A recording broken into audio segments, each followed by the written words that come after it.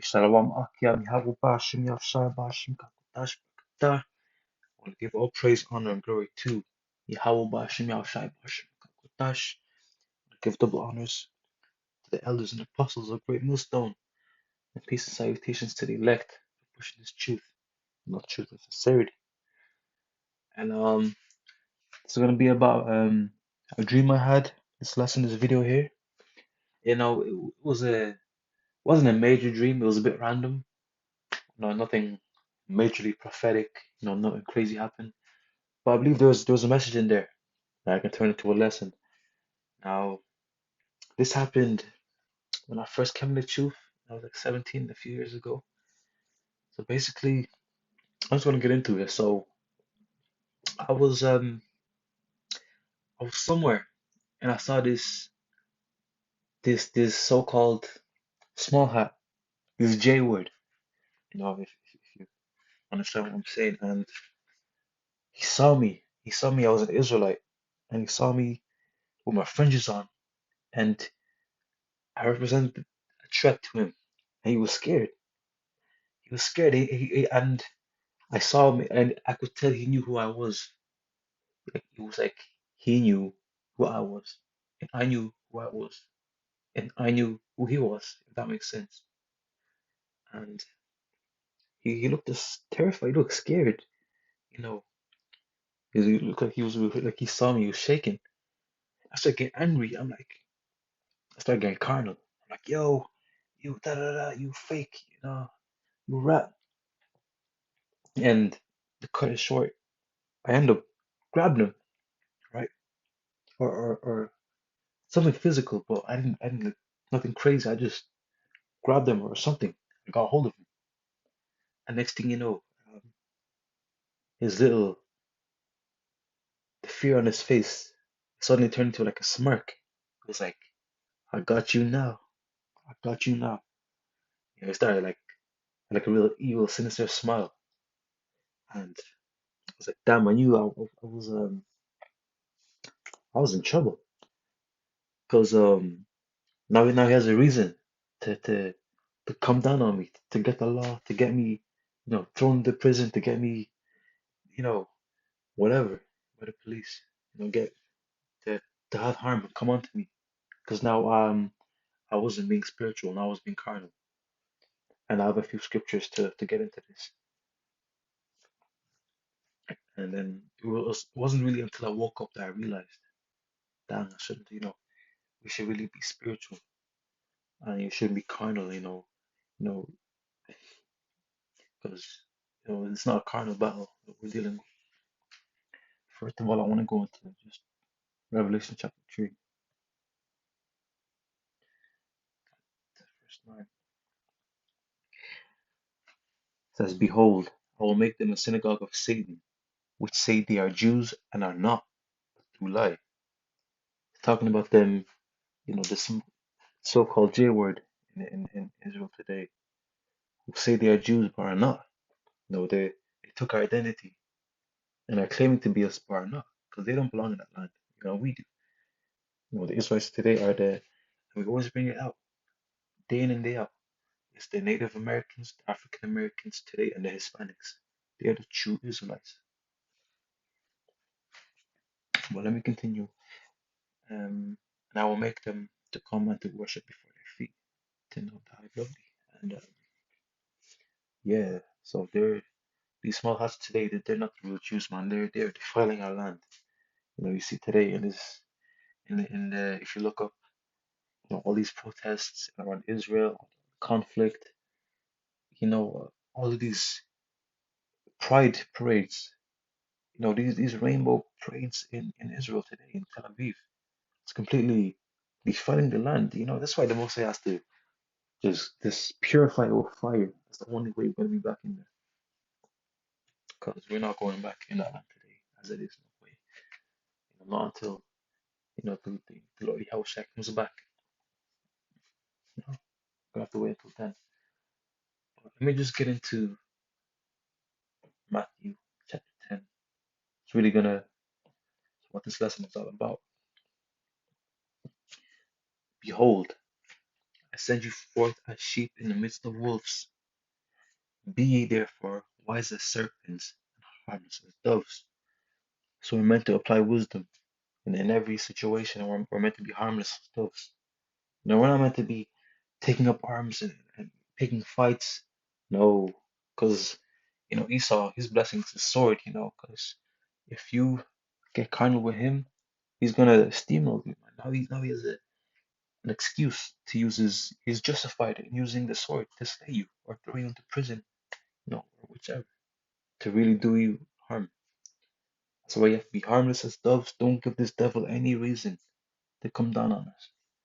And then that's why you see these militant Israelites popping up with guns and we're like military fatigues, making us look bad, and whether they be set up or not, they're not helping us at all. They're making us look bad and look like a terrorist group.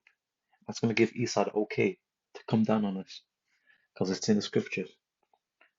And but really, I'm trying to Slovakia, I just want to bring out the rest of these scriptures. I don't want to go too much off topic.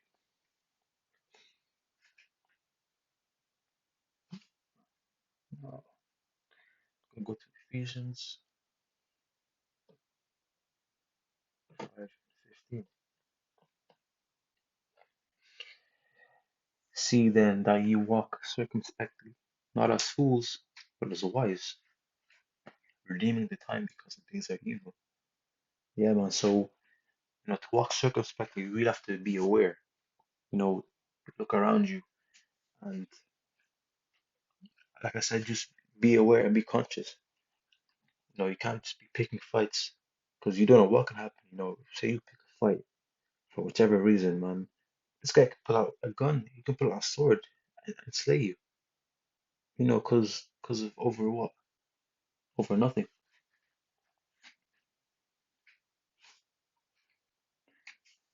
See here, I'm gonna go into Genesis.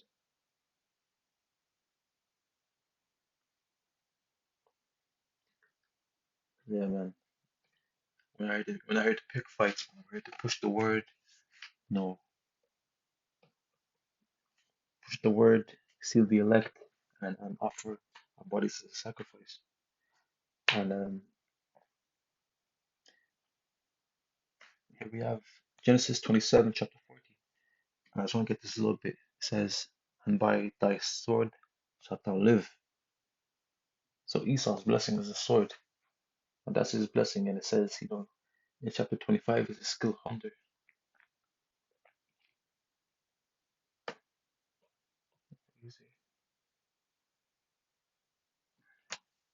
This is 27, talking about Esau. Genesis 25, it says, "The boys grew, and Esau was a cunning hunter, a man of the field." Right? So he lived by a sword, and he was a cunning hunter, just like Edomites today, who come from Esau. Just like it. Yeah, man. You see Esau, these Edomites, all the time evolving with these weapons, was coming out with new high tech weaponry. It's not to be played with. We shouldn't fear. We shouldn't fear this man. But at the same time, we're not going to pick a kind of battle with him because it's a battle we cannot win. And of course, you're gonna have some zealous Israelites, some zealous Jake who want to pick up arms and fight against him. But they're gonna find out that that's not the way to go. Yahushua didn't say that. We have to wait on the Lord, which brings me directly to the next scripture, which is Romans chapter 12.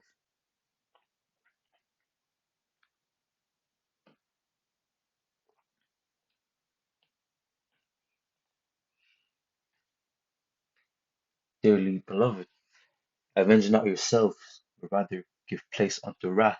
For it is written, vengeance is mine, I will repay, said the Lord. Right? So vengeance is the Lord. We're not meant to pick up arms, pick up these weapons, and pick a battle with Esau and try taking on ourselves. We have to wait on the Lord. The Lord said, "Wait on me, and I will take vengeance. Again, I don't want to go away too far away from the topic. Um, but yeah, going back to the dream, um, I messed up because I started getting physical with this slimy devil, this Amalekite, you know, and not give him reason because the dream abruptly ended.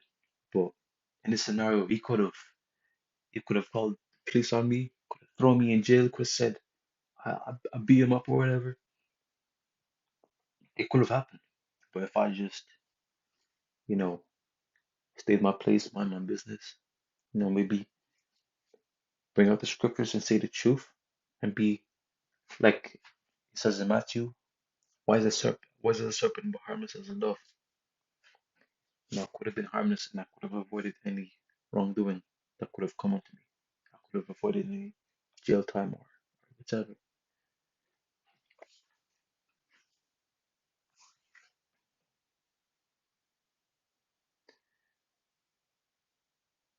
I want to go to First Peter 8. This is First Peter chapter 5, verse 8. Be sober, be vigilant, because your adversary the devil, as a roaring lion, walketh about, seeking whom he. Let me say that again, Slaki. Be sober, be vigilant, because your adversary the devil, as a roaring lion, walketh about, seeking whom he may devour. It's Esau, man. He's the damn devil, man. He's, he hates the, we know he's good. He hates Jake. He's looking to come down on us in Jacob's trouble. We cannot give him any more reason to come down on us. You know, um, like I said, pick fights. I'm gonna keep saying it. Looking for trouble that's gonna get you devoured. So we have to be spiritual instead of carnal, because this is a spiritual battle. Because we don't wrestle with flesh and blood, as this is in Ephesians.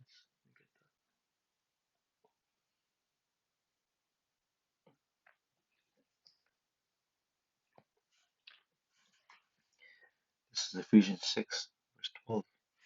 For we wrestle not against flesh and blood, but against principalities, against powers, against rulers of the darkness of this world, against spiritual wickedness in high places. Of course, so there's a lot of heavy spirits and demons on these people. That's who the battle is against, these spirits. So we have to fight spiritually instead of carnally. We're not. This is not a carnal war we're in, but a spiritual war. And it's down to verse 13. Wherefore take unto you the whole armor of the Most High, that ye may be able to withstand in the evil day, having done all to stand. And yeah, and how do you equip yourself with the armor of the Most High? By doing your spiritual actions. You're praying, studying, reading scriptures, and making these videos, fasting. Arming yourself with all these spiritual talents.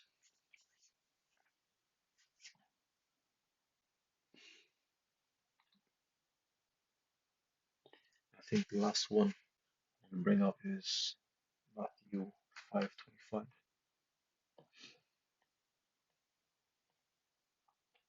It says, "Agree with thine adversary quickly, whilst thou art in the way with him."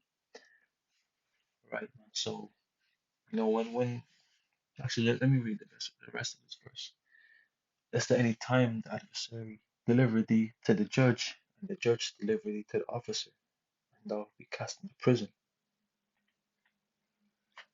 Right? So when the adversary, in this case it's Esau, when he's in the way, whether you're in a predicament with the police or whichever, agree quickly, and it's self-explanatory, or else he's gonna, you find yourself thrown into prison. So agree quickly. I have a video for this. This is a video of Jake who got pulled over, and he just, I'll play the video. He lost his life Which if he just applied the scriptures, he would have made it out fine, more than likely, unless it was Most High's will to take him out. Let's play this. Yeah. The two men get out of their vehicles in what appears to be a fairly routine interaction, but that's when things start to go wrong. I'm stopping you. Do you have a license? What that? Do you have a driver's license? Do you speak English? Yes. Can I see your license? What that you want? The plate doesn't belong on this car. Do you have a license or no? The officer repeatedly asks to see Patrick Lyoya's driving license, which he says is inside the car. But then he closes the door and appears to try and walk away. No, no, no. Stop. Okay, so you see here, he's been asked for his license. He's stepping out the car.